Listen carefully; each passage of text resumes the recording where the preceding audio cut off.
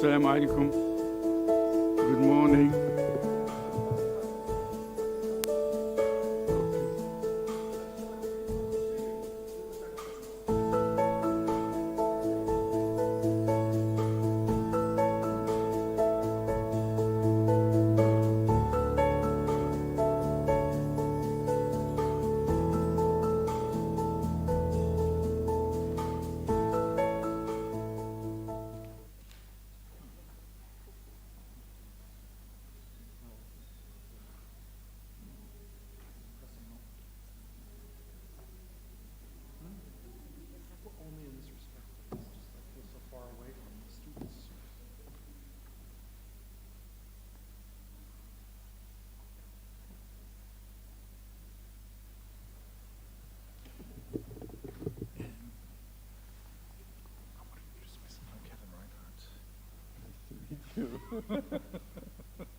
Good.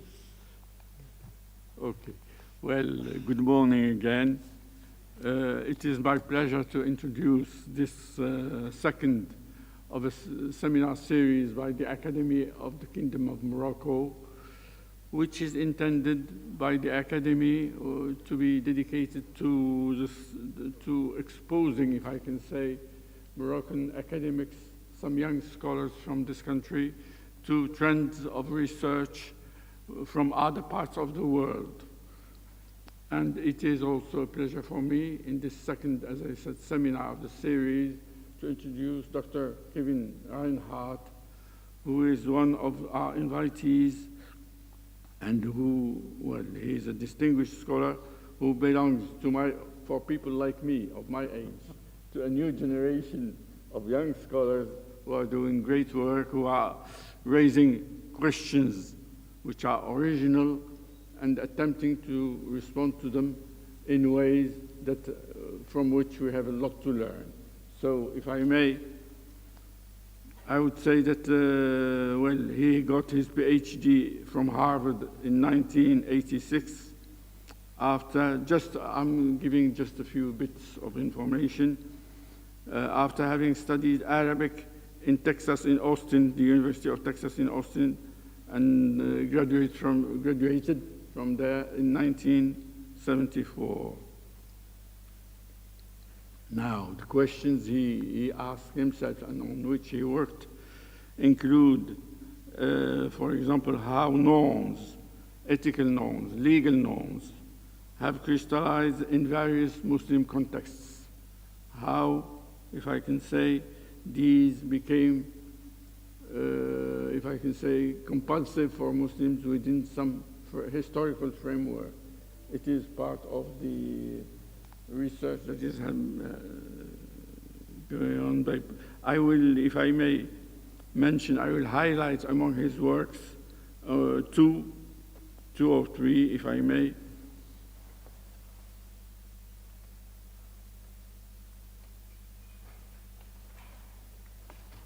One of them, which gives a framework for all his work later, is a contribution. It's about the origins of Islamic ethics, and it is a contribution to a companion to religious ethics. So he has raised questions about, from the start, norms, rules, regulations that prevail, that were put in place by Muslims in the name of their beliefs, their religious beliefs. And, well, I'll highlight also a book by him, which was before the last. It's called Before Revelation, The Boundaries of Muslim Moral Knowledge. And here I may ask, we will ask, I'm sure, the question about what moral knowledge may mean here and so on. But I think we may have something about it quite quickly. And I would also mention his latest book, Lived Islam, Colloquial Religion in a Cosmopolitan Tradition. And it has been published in 2020, just 2 years ago. And it is a work of anthropology of Muslim societies. And again, as you have seen, it is not the kind of questions that we are accustomed to in a way from some Orientalists. And we will have, I hope, some interesting discussions about them, about some notions that are brought by the professor and so on. So here, what I would say about practicalities, the program that is suggested by the colleagues from the Academy includes this morning one lecture, one extensive lecture by Professor Reinhart. We would have to engage immediately in a large discussion, in a wide open discussion amongst us today. But tomorrow and the days after will be a little different because we will have to be divided into small groups to have more in-depth, if I can say, discussions of details about his texts of which some have been distributed to you before. So the program will change from today to tomorrow, but today it's open, and so I won't take more time without any further ado. I'll ask Professor Reinhardt to take the floor. Well, thank you very much. سيدي وسيداتي مرحبا بكم. اسمي كيفن راينهارت من جامعة دارتموث في ولاية نيو هامشير في الولايات المتحدة. من سعيد جدا برجوعي إلى المغرب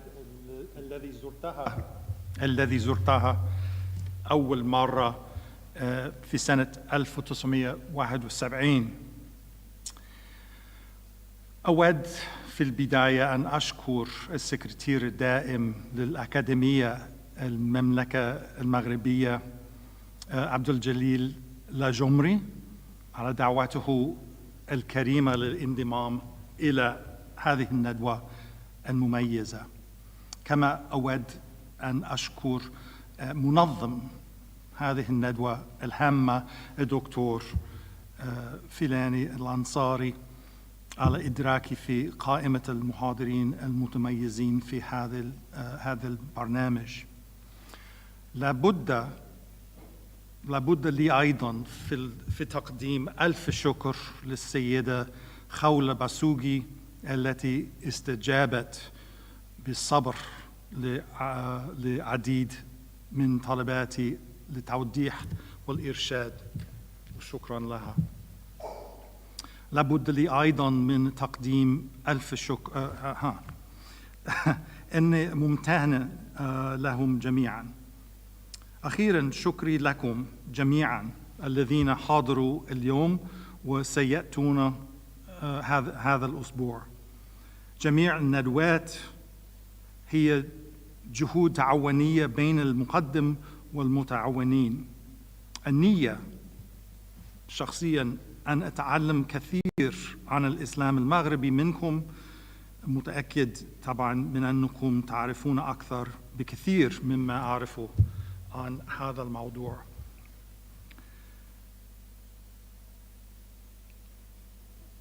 إذا معلش ما آمل أن أقدم للندوة هو بعض الوضوح النظري المهم، يعني القيمة يقارن بين الأديان، وأكثر من كده يعني الوضوح للمقارن بين الإسلام في محل ما في المغرب مثلا بالإسلام كما يتجلي في أجزاء أخرى في دار الإسلام. الهدف دائما سيكون إفهام الإسلام كما نراها على الأرض في واقعه.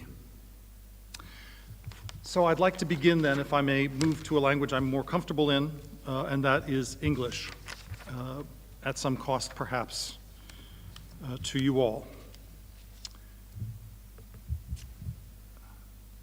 So what am I going to talk about today? Well, I want to start perhaps with an image of a mosque, fittingly in Ukraine, because it's important for us to begin by recognizing the breadth of Islam.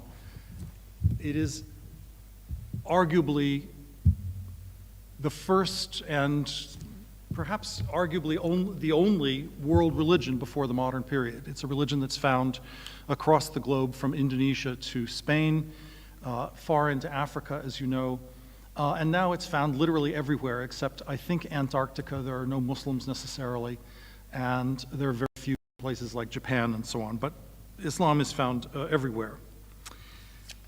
And that itself is an interesting fact. And so I want to begin by considering this is what we're going to talk about. I put this up just to intimidate you.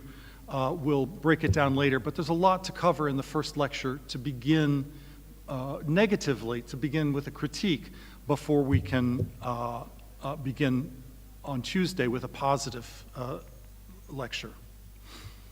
Okay, so the first thing that I want to do is to stipulate that this week we'll be studying the heritage of Muslims, which is, suitably vague to allow me to pursue my particular interests. I've been thinking about the question of the varieties of Islam for a long time. I lived as a boy in high school in Turkey, and of course, being in Turkey, I knew all about Islam. And then when I came to Morocco, Islam was a very different thing. And then I worked in Egypt, and I've worked in Yemen, and I've worked in Iraq, and I've worked in Central Asia, and so on. And thinking about Islam and it's how to think about Islam has been something that's consumed me for perhaps the last 20 years or so. Now, I want to stipulate at the beginning that I'm going to be focused primarily on the pre-modern. First of all, that was my charge. That's what I was asked to talk about. But secondly, there are important distinctions to be made, and it's worthwhile spending just a bit of time on what makes modern Islam, or modern religion in general, different from pre-modern. I think the most important thing in general we can say is the importance of mimesis, that is, of learning directly from persons, of copying, of emulating. I want to be like this person. How do you learn to pray? How do you learn to what's in the Quran? You learn it from other people in the pre-modern period. In the present time, of course, you learn about Islam from books. You learn it in classes. You take classes in elementary school and middle school and high school on Islam. And this is true in most Muslim countries. Of course, we have to ask, where does that curriculum come from when you learn about Islam? Another important factor in the present period is the importance of travel. There's the importance of the travel of non-Muslims into Islamdom, so that Muslims are exposed to others' mores, and more importantly, of Muslims outside of Islamdom. So think about the importance of Muslims in France, for example, for Morocco or Algeria or Tunisia. Think of all the students who've studied in the United States or in Great Britain, and then they bring back notions of many things. They become exposed to other kinds of Muslims, for example. There's a whole literature on Saudis meeting Iranians in some place like Madison, Wisconsin, and what happens in those conversations that would never have taken place in the pre-modern period. The media, of course, we don't need to mention the media very much. Everybody knows about the internet. A friend of mine who's a specialist in Muslim education said that without a doubt, the most important Muslim figure for young people in the Muslim world is Sheikh Google, right? And that so many Muslims, he's taught in Morocco, he's taught in Turkey, he's himself a Canadian. So many Muslims, when they want to know something about Islam, about their Islam, how to be a Muslim, they consult Sheikh Google. Of course, the modern state has an interest in the formation of Muslim subjectivities along certain lines. And we can go, again, there are books, very interesting books, state by state, looking at what a textbook on Islam in Morocco looks like compared to a textbook on Islam in Palestine, or in Iran, or in Iraq, or Jordan, or Egypt, right? And the view of Islam that you get from those textbooks is quite different from place to place. The state controls the curriculum, it formulates the curriculum, it is teaching Muslims about Islam. And we can say also that there's more room for choice, that if you want to be, the example that I think of is, again, when I was an undergraduate, I met a Muslim. He was all by himself, sort of, he'd been cut off by all the other Muslims because he was a communist Muslim. He was an anti-capitalist Muslim. And he was all by himself, and it was sort of a lonely position to take. But his argument was that the true Muslim is a communist. Now, that fellow can get online and be in touch with anti-capitalist Muslims around the world, including with a whole movement in Turkey called Anti-Capitalist Muslimin, right? So that's a reality of the modern world that makes it differ from the pre-modern world.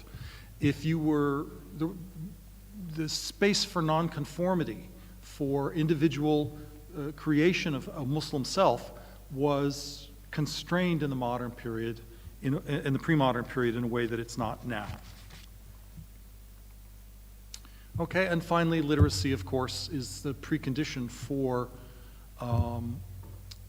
Muslim self-actualization.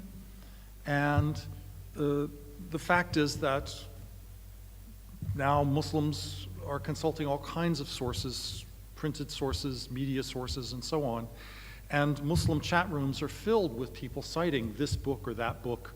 In other words, assuming for themselves in a certain way the role of mufti, right? I read this book, I looked at Bukhari, this is what I think about whatever, right?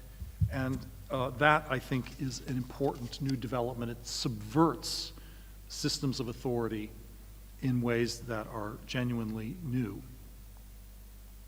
So the pre-modern is not the modern. I'm going to be talking primarily about the pre-modern because I think it gives us some clarity about the way in which particularly locality influences the way that Islam is created. I want to mention that in the modern period, the term locale has to be expanded to things like your locale is not just, let's say, Morocco, but it's your locale includes your education, because there are various kinds of education that make a difference in one's Islam. In the United States, I've seen, for example, in big state universities, that the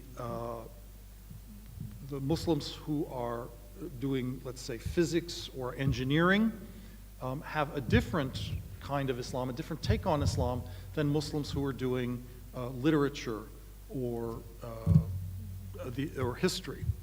So, and this is true, by the way, not just for Islam, this is true for other religions as well. There are lots of interesting studies on the politics of a profession. So, for example, anesthesiologists, people who give you anesthesia when you're in the hospital, and pathologists tend to be more conservative than pediatricians religiously, more conservative than people who are pediatricians or oncologists. Right? So profession is part of your locale. Gender has always been part of your locale. But there are other ways in which in the modern world locale is expanded, becomes a metaphor. In the pre-modern period, we can talk about locale in pretty much a geographical sense. So Morocco, Cairo, and so on and so forth. All right. So the study of Islam is a particular problem, and there's at least a, 70 or 80 year history of people trying to grapple with the study of Islam. And let me begin by saying that there is an important distinction to be made here, and that I think is important for this seminar to clarify what it is that I'm trying to do. In the study of religion, we distinguish between two kinds of studies. The first is analytic, and the second is constructive. Let's begin with constructive. The constructive study of religion is done as a way of creating norms, of arguing that this is the right kind of, let's say, Christianity, or this is the right kind of Islam, and here are the reasons why. Right? And this, in my view, should only be done by Muslims. Anytime you have, and the example I always think of is a Swedish anthropologist who wrote extensively about this, that, and the other not being the real Islam. Well, who is a Swedish anthropologist to say what is the real Islam and what is not? Right? That strikes me as an absurdity. However, people who are religiously identifying, particularly in the modern world, are forced to think constructively. As I said, there are a world of choices. What kind of Muslim are you going to be, right? And so it's the job of Muslims, or of Christians, or of Jews, or whatever, to decide increasingly for themselves and construct an identity as Muslims. But in the academy, whatever our religious background is, we ought to be doing the analytic study of religion. And the analytic study is one in which our personal predispositions are held in check. It's our job not to create norms, but to describe realities. And this is an important distinction. So there have been many times over the years when my job has been to teach about things that I don't personally agree with.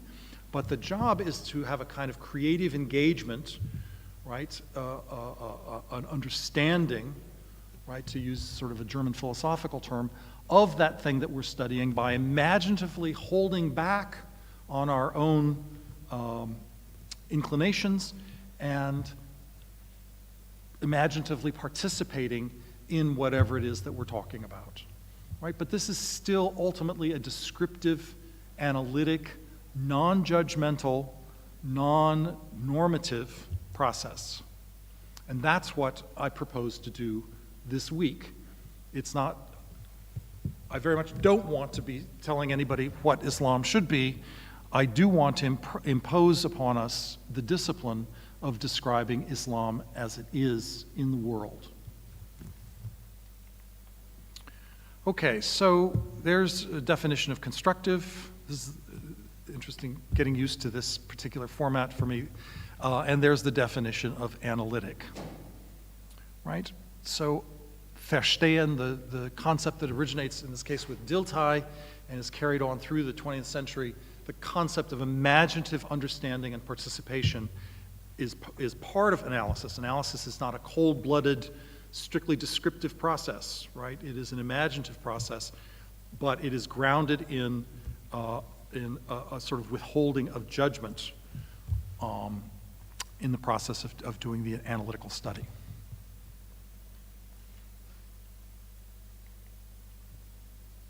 Okay, so here is why the study of Islam is a problem. The norms for the study of religion have been grounded upon the religion that Europeans know best, Euro-Americans know best, and that's, of course, Christianity. And so the question is always, why doesn't Islam have this, or what is the equivalent in Islam of that? Is the Quran the equivalent of the Bible? Questions like that are sort of silly, but nonetheless have been crucial to the discipline of the study of religion. But what we find is that Islam is not Christianity, and so the tools that we've developed over time for the study of religions, particularly of Christianity, are irrelevant to the study of Islam, not to mention Judaism, Hinduism, Buddhism, and so on and so forth. When we look at Islam on the ground as it exists, as I said before, we're faced with the problem of diversity. Right? For the academic scholar, Islam on the ground varies from place to place and country to country and always has. Right? And if you don't think this is true, I suggest that you look descriptively at Islam in Morocco and then look at Islam, visit, if you will, Saudi Arabia, India, Indonesia. Right? You have to be pretty unobservant to notice how many different things there are about Islam in Indonesia. I don't mean that Indonesians don't look at the Quran or that in India the Prophet is not an important person, but the way in which the Prophet or the Quran or whatever is appropriated in those places is quite different. Right? And we'll talk more about this later on, but the point is simply to look at these places is to see differences, and it's always been the case.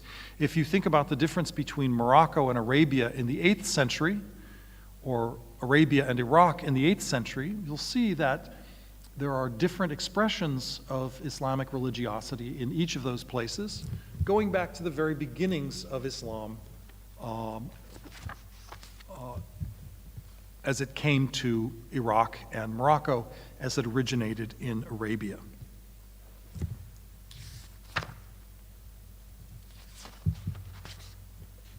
The problem that confronts us with Islam in particular, or that really confronts us with every religion that isn't Christianity, is the problem of authority. It's one of the cliches to say that in Islam there is no separation between church and state. First of all, as if somehow it's a norm to have the separation of church and state, and Muslims somehow don't have this norm, but also because it's an unreflective cliche. The truth is, I would argue, that from the very earliest period, certainly from the end of the 8th century forward, there has been a separation between church and state in Islam, and I mean this in the analytic sense. That is, that there's been a difference between the mosque and madrasa on the one hand, and the palace on the other. The Mehna did not make Ahmed ibn Hanbal into a Mu'tazili, right? The state could not compel religious belief, right? Even in the early Abbasid period. And later on, the Qadri Creed was not written by the Caliph al-Qadr, although he imposed it and punished people who didn't subscribe to it. It was written by traditionalist Hanbalis who enforced it with riots, with denunciations, and with shaming, right? Essentially like Twitter.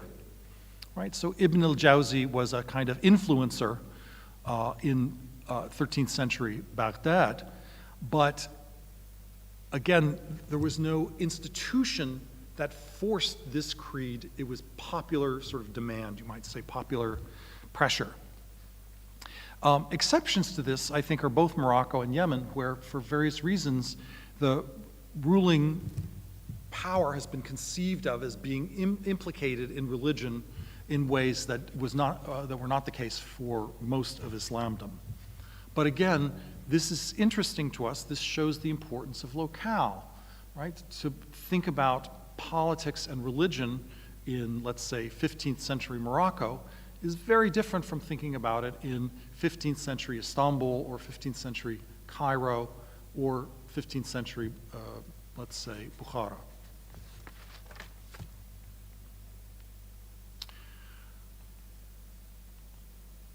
So there was no official apparatus, right? There was no Vatican, there was no Roman church to appoint bishops, to enforce on kings a certain kind of orthodoxy. There was nothing like that in pre-modern Islam.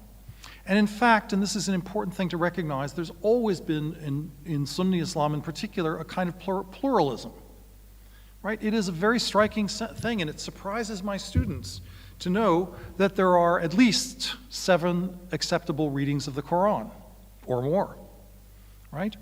There are 4 madhabs, and each, at least in theory, accepts the other 3.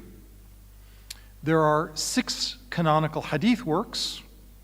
There are the 2 sound ones, but the second of the 2 sound ones was written or collected as a critique of the first sound one. So is the second one sounder than the first sound one? Or anyway, the point is that pluralism, a certain space for choice and negotiation, has been a part even of the high tradition of Islamic thought since the beginning. And similarly, fatwas, my students always want to know, well, what is a fatwa? What is a fatwa? Well, the fatwa is the opinion of one scholar on a question. And although you're not supposed to do what's called fatwa shopping, right, it still is the case that a scholar of significant reputation can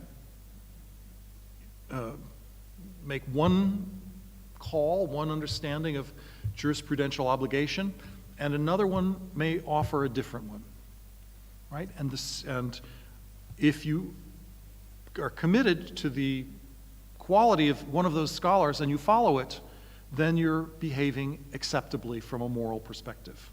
In other words, you're obedient to God in doing what it is that you were expected to do, even if scholar A disagrees with scholar B. So this is quite a striking feature of Islam, that authority is not Muslims were comfortable with pluralities of authority and with soft institutions of expertise. Right? So these features make the study of Islam quite different from the study of religion if you take Christianity as the norm. I want to spend a good deal of time now, because it's always more fun to be critical than to be positive. I want to spend a great deal of time now talking about how not to study Islam. And I gave you a reading on, ways in which the study of Islam, I think, has made mistakes over time, and those are more elaborate versions of what I'm going to present here. So today is the kind of talkhis of the chapter that you read. But it's worth spending some time on them because I think that there are reasons to recognize our tendency to these mistakes even when we know about them. So in classes, and I rejoice in the fact that now I have students who are Muslims and students who are non-Muslims in my ordinary courses, students want to know, what does Islam say about X or Y? Now, that's a very interesting modern locution, because if you think about it, Islam is not a speaker. Islam doesn't say anything, right? In pre-modern periods, no one ever said, and again, a colleague of mine has done a study of the very word Islam and the way it changed over time. In the early periods of Islam, meaning up until the 18th century, except in India, people never said, certainly you don't say something like Islam said, and the very modern locution, fil Islam, da da da da da. No, people said, God has required, or God has stipulated, or shara'a lana an, or something like that.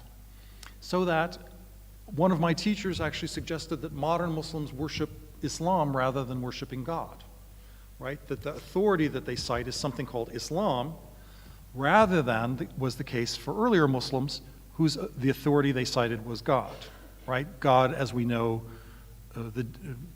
his desires from the Quran and from the model of the perfect Muslim, the Prophet Muhammad. So what does Islam say is modeled on the idea of Christianity, that Islam is thought of as an ideology, and the question is, what do you have to do to be in the club, right? So we used to have these debates all the time in our youth. What is it to be a Marxist? What do you have to do to be a Marxist? Can you be a Marxist and do what? Can you be a Marxist and work for Wall Street? Can you be a Marxist and be a professor? What does Marx have to say? That's modeled on notions of the medieval church, where you have questions of heresy that are based upon belief, right? And the whole purpose of the Inquisition in Spain and Portugal and so on was to compel you to tell what in your inner self you believed, right? That's not a religious concern for most of Islamic history. People had the wrong ideas, but as long as they held those ideas privately, generally, it was not a problem. It was only if you stood on the corner and said, I don't know what, there are two gods, or Muhammad wasn't a prophet, right? But that was a public statement rather than a private belief. So it's important to recognize that the very discourse that sees Islam as a system, that sees it as an ideology, is modeled on Marxism, fascism, and ultimately on Christianity. So there are various kinds of essentialism. But essentialism is the perspective that there is something that is always and everywhere present where that thing is said to be present, right? So if Islam is present in Indonesia, then we know a bunch of stuff about those people who call themselves Muslims in Indonesia. But is that the case empirically? We don't know a lot about a person when we know that they're a Muslim. We don't know what their economic commitments are, and we don't know what their practices are. So if I told you that one way to celebrate when you convert to Islam is to get drunk for 3 days, you would say, probably, I'm very surprised to hear that. In fact, I don't believe it. And how can they think that they're Muslims? And yet, in one of the most expansive civilizations for converting people to Islam, and that is to say the Central Asian Turkic culture, when you converted to Islam, you celebrated that by drinking kulmus, which is fermented milk, usually from a horse, which has alcohol in it. It turns into alcohol. So you get high from it. And they would have these riotous parties drinking kulmus to celebrate the fact that they were now Muslims. If you look at any practice that you care for, salat, hajj, saum, any of those things, right? I can show you a culture that identified as Muslim that didn't know about those things or didn't take them very seriously, right? And we can go across the Islamic world in the pre-modern period and just tick the boxes. So the point is that essentialism is a mistake because it's empirically false, right? So Muslim piety is conservative in Saudi Arabia. It was revolutionary in South Africa. It was the Muslims who pushed for the constitution to say that there would be no discrimination on the basis of sexual preference. It's hard to imagine that happening in Saudi Arabia, I think you would agree, right? But it was the South African Muslims who pressed the other groups against some considerable resistance, who pressed for the inclusion of this statute into the South African Constitution. Another approach that was very important and is returning to importance, as we'll see, is the idea that everything Muslims do is Islam. Right? So the Encyclopedia of Islam, the first edition, says it is concerned with, in other words, what do we mean by the Encyclopedia of Islam? We mean the geography, ethnography, and biography of the Mohammedan peoples. In other words, everything. Now this leads to some really weird stuff. I mean, it seems to me very odd to talk about Islamic erotic literature. Muslims certainly wrote erotic literature, but they didn't do it as Muslims, right?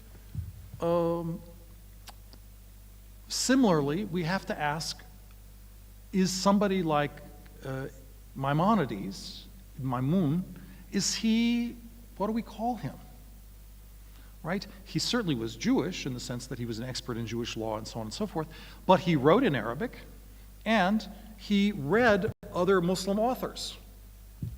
So this is why Hodgson's terminology, which I'm sure you're familiar with, but the difference between Islamic and Islamicate, right, makes a lot of sense. Maimonides was an Islamicate Jewish philosopher. He could never have written what he wrote if he was living in Poland, right? And the level of conversation among Jewish philosophers was much higher in Islamdom than it was in Europe, because Jews participated in the intellectual life of Muslims. They knew Arabic, and they debated with Muslims, right? Whereas they were not even permitted to learn Latin for periods of time, and they certainly did not participate in the intellectual life of European philosophy until the 18th century or so. Well, early maybe 16th century. So the Islam is everything perspective is, I think, not all that useful. It doesn't tell us what Islam is, because Islam is everything, and a definition that includes everything is not a very good definition, right? If we say people are animals that walk, it's not a very good definition, right?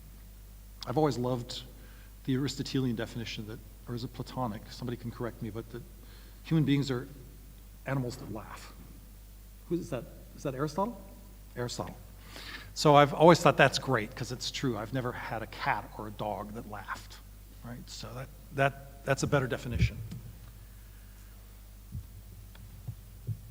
The point is that, and this was part of a kind of imperial project, that this perspective sees Islam as the cultural causality that explains especially the deficiencies of the states that need to be colonized.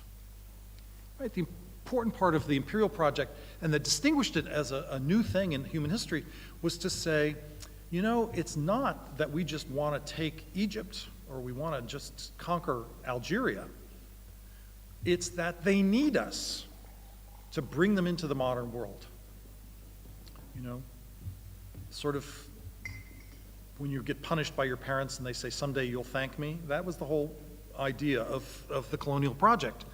And the problem that Muslims had, or Muslim countries had, or Muslim societies had, was that they were Muslim. So if you say everything is due to Islam, then you sort of do away with the ordinary explanations for things that we would ordinarily talk about. Economics, for example, right? You know, the relations of, you know, workers to their work.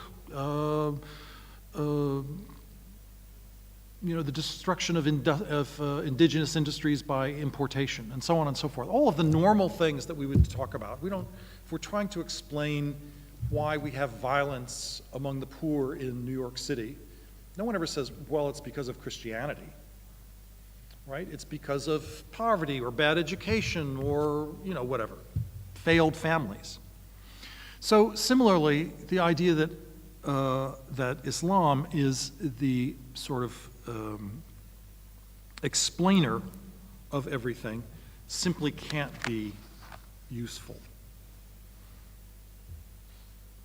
Moreover, the adjective Islam, or even Muslim in some cases, in front of some other noun, becomes a bit silly. So if we talk about Balkh as an Islamic land, well, yes, Muslims were Islamic after, I don't know what, the 10th century or something, were Muslims after the 10th century. But Balkh, as a geographical fact, was then a Buddhist entity beforehand, and so on. And it just, this doesn't help us very much to move forward. And again, by comparison, if we had an erotic poem that was written in France in the medieval period, I think it would be unlikely to be referred to as Christian eroticism. But again, there's a whole genre of what's called Islamic erotic literature. So those are historical problems with the study of Islam that we find up until about 1960. But these perspectives continue to exist. And again, there are various citations that I could make.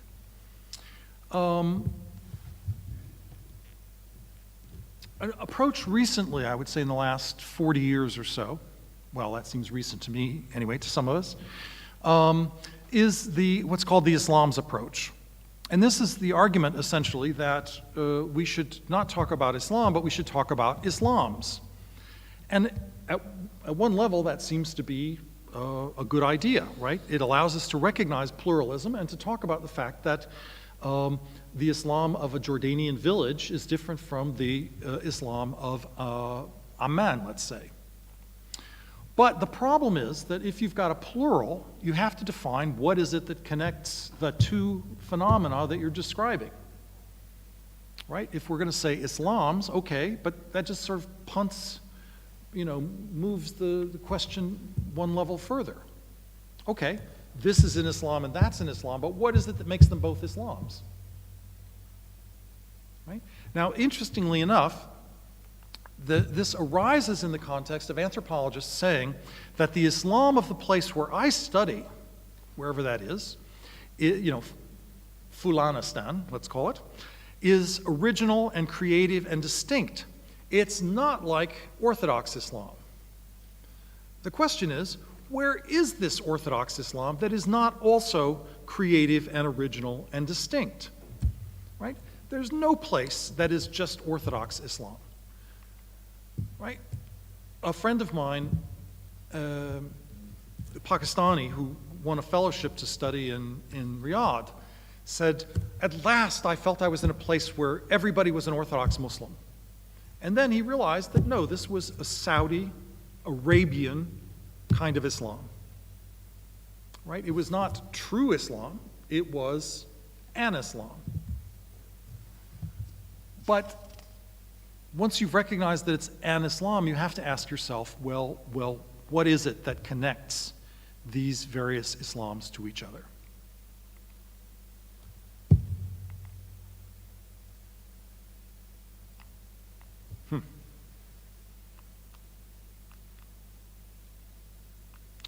Could you move the slide forward one? I seem to be stuck here. There we go, thank you. Now you may say, well, thank goodness we live in the modern period. We scholars have gotten rid of all of these mistakes. And I wish that were true, but it's not. In the book I talk about Islam after 9/11 because that was really a sort of turning point in important ways in the study of Islam. And of course, we get essentialism, which comes back. So there's no point in spending a lot of time on this. All of you are familiar with Islamophobia. This is essentialism on drugs. It is, kind of crazed essentialism. And it helps a great deal that it's mostly promulgated by people who don't know very much about Islam. Right? So the people of Oklahoma, one of the states in the United States, have banned the influence of Sharia in local laws. And that's really interesting because there is no influence of Sharia on local laws. There never has been. There are two different legal systems. There are no Muslims trying to implement creeping Sharia, but the less you know about Islam, the easier it is to be frightened of it. We don't even have to spend time on people like that. But there's a much more interesting kind of essentialism that I want to talk about, and that's, I think, in some ways is the dominant form of the study of Islam right now because everybody has such admiration for, and it's entirely deserved, Talal Asad. So I'm assuming that the name has crossed your lips sometimes. Talal Asad is an extremely important anthropologist. He's, by the way, the son of Muhammad Asad, a famous kind of apologist for Islam, a Pakistani ambassador to the UN, and so on. And Talal Asad, who's a British-trained anthropologist, said that the term Islam refers to a discourse that is based on the Quran and Hadith. Okay? That is, it's grounded in certain texts. Now the problem is, well, he recognizes that this is a form of essentialism. He says, for those who criticize this position, saying that it's essentialism, it's because they're unfamiliar with the things that do have essences. So he's unapologetic. Islam has an essence, and it's a discourse about the Quran and Hadith. The problem is this, that most Muslims do not know the Quran. Most Muslims can't read the Quran in the original. Right? The overwhelming majority of Muslims can't, and that's true even in the Arab world. I mean, all of you know, better than I do, how many people actually have mastered the difficult Arabic, not to mention the commentarial and grammatical and lexicographical issues, connected with reading the Quran. It's not, you don't pick it up, it's not like the newspaper, oh, I'll read the Quran, right? So the fact is that the discourse is always based on translations or what they've heard about the Quran. And in the book, I spend a lot of time explaining that the Quran is both larger and smaller than what's actually between the two covers. So I can't tell you how many times I've been told by experts. We were going to have an exhibition of Islamic art at Dartmouth, and we were looking for funding, as that's the most important thing that academics do. And so we went to, this was going to be Islamic art, so we went to Shell Oil Company and asked them for money. And they have an expert on Islam. And he said, we can't fund this because it looks like you're going to be showing images, and and the Quran forbids showing images. And so the director, Jackie, came back to me and said, oh, I had no idea, we're going to get in trouble. Islam forbids the showing of images, or the Quran forbids the showing of images. And so I drafted a letter, which fortunately she never sent, which said, look, I'll bet you my salary against your salary that the Quran does not forbid images. It forbids idols, but it does not forbid images. But in that sense, the Quran is larger than what's between the two covers, because everybody knows that the Quran forbids images, even though it doesn't. Similarly, there's a lot that's in the Quran that is forgotten or pushed aside. So I was in Goldman having a discussion, a lovely seminar with a bunch of Ayatollahs, Hujjatullahs, and I said, there are things that religious traditions forget, and that includes Islam. And so I was challenged on this. I said, look, during the Iran-Iraq war, I was just in Iraq. I know you guys captured tens of thousands of Iraqi prisoners. Why didn't you turn them into slaves? And they burst into laughter. What a ridiculous idea. I mean, this is the Islamic Republic. We're not going to have slaves. But of course, the Quran is full of references to slavery. So is Islamic law, whether it's Ithna Ashari or Sunni. And slaves were taken for granted as a feature of religious life. How to free a slave, how to buy a slave, what are the rights of a slave, and so on and so forth. It's all just common, taken for granted. And yet now Muslims simply forget that that's true. And that's true for all religious traditions. It's not in any way unique to Islam. So the Quran is both more than is between the two covers and less than is between the two covers. And what accounts for that is local culture. So you could say it is discourse about the Quran, but it's not the Quran in the sense of this thing, right? But the second thing is this.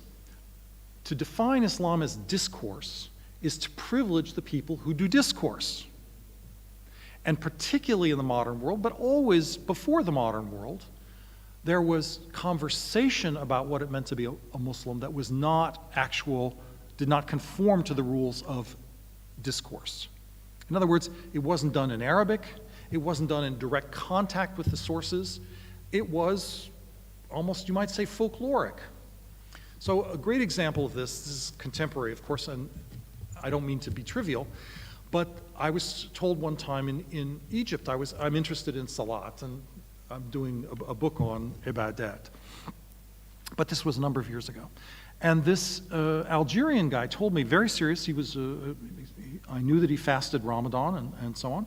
He said, I said, well, why are Muslims supposed to pray 5 times a day? And he said, it's to keep us from getting arthritis. But now that we have aerobics, we don't have to pray. And he was completely serious. And of course, I tried very hard not to laugh. But it was an argument that was, again, grounded in Islamic knowledge of a certain sort, but it was also folklore, right? That the purpose of, if you look I assure you, if you look in the Quran, you'll find no references to Salat keeping you from getting arthritis, right? So the point I want to make is that there are many discourses by Muslims about their religious tradition that don't qualify for Talal Asad's definition of Islam, right? So essentialism has returned, even in a way that I think is very sympathetic, right? Talal Asad is certainly no Islamophobe, but it still is a mistake to assume a stability with the term Islam. The term Islam is unstable, and I mean that in a positive sense. It requires creativity, novelty, and engagement. And that's not necessarily, and that is to me, I think, an adaptive positive virtue. One final issue, and that is inclusivism returns.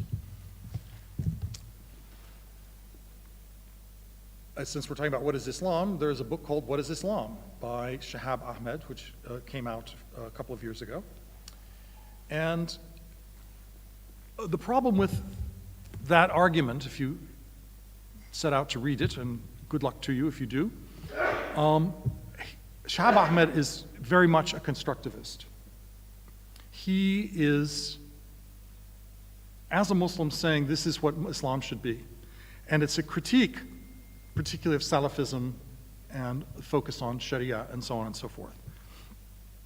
So he defines Islam as a social product engaged in by Muslims between the 7th century and what he's interested in, the 18th century, but the present certainly. And in other words, it's pretty much what Muslims do. And famously, his example is Muslims drink wine, because he cites all of the wine poetry of Hafez and also cites, there was an extensive drinking culture in what he calls the Balkans to Bengal complex. Now, what he says is certainly true historically, but what about the rest of the world? Why should the Balkans to Bengal be considered more important than, let's say, the Atlantic Ocean to the Nile, right? Or the South Pacific to Xinjiang, right? Why should we take seriously this one place and say that it defines Islam either as a norm historically or as a model for how Muslims should live? So for Shahab Ahmed, pretty much everything is Islam. And one of the problems here is the critique of the idea that Islam is a religion. Now, I'm afraid I was counting on having my little thing to tell me how much time I have left. So you have it's 10:30, so we have another half an hour. So easily will be less than that. So I want to just expose you to this idea because it's much discussed now, the idea that the term religion is a problematic term. This has been, I mean, if there are 100 books on what is Islam, there are 10,000 books on what is religion. It was one of the most boring features of being a student of religion in the 1970s and 80s. And the reason for that is fundamentally to misunderstand the term itself. This critique draws on the work of Wilfred Cantwell Smith,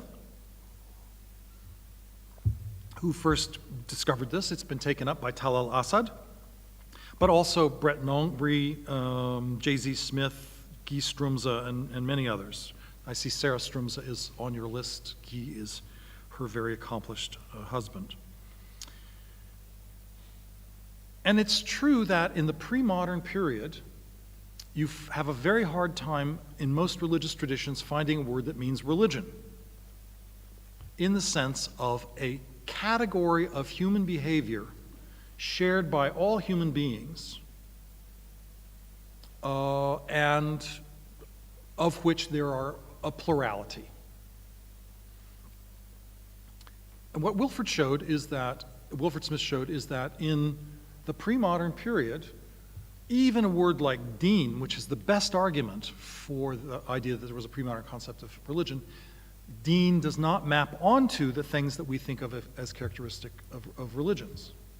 So, for example, you will find reference to Din al-Yahud, for example. So Judaism is parallel in a certain sense to Islam. But for the most part, people didn't use the word Din al-Hunud, right? Al-Budhiyya was not a deen. It was what? Shirk, or something like that, right? It was idol worship. And it's only really in the 1600s that you begin to see the modern sense of the word religion. By the way, in European languages, the word religion referred to only to priests. You joined religion meant you became a priest, right? The word Christianity and all of those words all date from the 18th century or later. So Wilford drew on this to say that, to point out then that religion is a modern term. And the question when you see a modern term, a new term, is, well, why did it arise? And Smith and others argue that, Smith particularly argues that it arises out of the critique, particularly of French philosophers, of the position of the church within the French state and French culture. And so they define religion as being something that is essentially false. It's a false philosophy, by definition, right? And you find lots and lots of ways in which this is true. And again, Wilfred Smith has worked on this. In English, anyway, and I believe also in French, the distinguishing feature of religion, or at least of, let's say, being a Christian, Muslim, Jew, whatever, is that you believe in God, right? Well, what do we mean by believing? Well, Smith showed again that the term belief has changed from meaning something like loving and being committed to holding it as a proposition, right? So you never would have said, I believe that the capital of Ukraine is Kiev, right? That's a modern locution.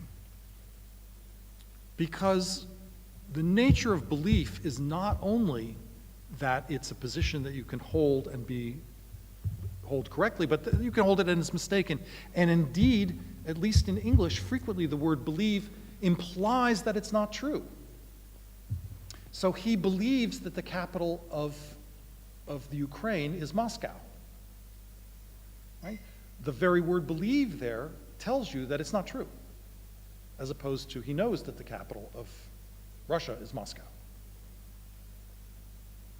So, in other words, Smith's argument is that philosophers rigged the game in a certain way to distinguish themselves from religion, which is, and as you can find at Hume and many other people, religion is something for people who are not very sophisticated. For Hume, everybody's either an enthusiast or superstitious. Those are the two terms for religion. And again, those imply that it's a mistake, it's foolish. A philosopher is somebody who really knows how things are. Talal Asad and others are now of the opinion that an important feature of the rise of religion is the attempt to separate or to enlarge the power of the state. That the modern state claims authority over a bigger domain of life than was the case in the pre-modern period. So this comes up in America a lot, I'm embarrassed to say, so please excuse me if I point out that some people think that the state oversteps itself in telling us to wear masks, right? And implicit in that is the counter-argument that the state looks after the welfare of its people, right? It takes care of the poor, it educates us, and these were all domains that belonged to the church in the pre-modern period. So the state has taken over these domains. And as part of that project, it separates itself from religion, which is a matter of opinion, which is backwards, which is obscurantist, and so on. And it's taken over by the state, which is responsive, empirical, and progressive. So, for this reason, Assad and Shahab Ahmed both deny that we should think of Islam as a religion. Now, I don't think they're wrong, I just think the argument is incomplete. Because one of the things that is important to recognize, I think, about the term religion is that it is, in many ways, frankly, a notional term. We do this all the time in the academy. For example, there is no pre-modern word for the economy. In fact, the very phrase the economy isn't even something that you used in English or French or whatever until after World War II. No one ever said in the 1930s the economy is bad. Business is bad, trade cycle is bad, right? But the economy, because the economy is an invention, it doesn't exist, right? It's a collection of information from a series of indices about, I don't know what, employment and job and so on and so forth, job salaries and imports and all that stuff, right? But we're perfectly comfortable talking about the economy, and in fact, people write books about the Roman economy or the Greek economy. Well, the Roman economy meant, how did you manage your house? That's what oikoumenia means, right? But we write about how the money worked and all the things that we think of as in the modern terms, economy. We apply that to the Romans, and we can find that information, recognizing that the term did not exist.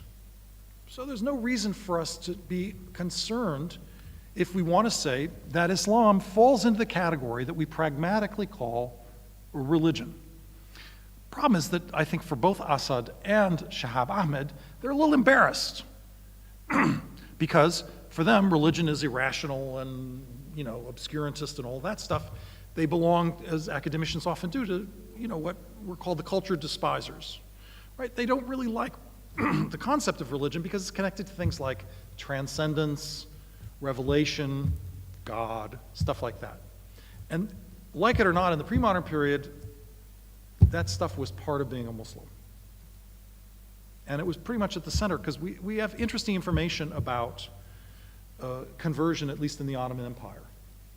There were all kinds of conversion. You converted so you could get a divorce, you converted because you were forced, you converted because it was a business opportunity, you converted because you found being a Muslim was kind of made more sense to you than being a Christian.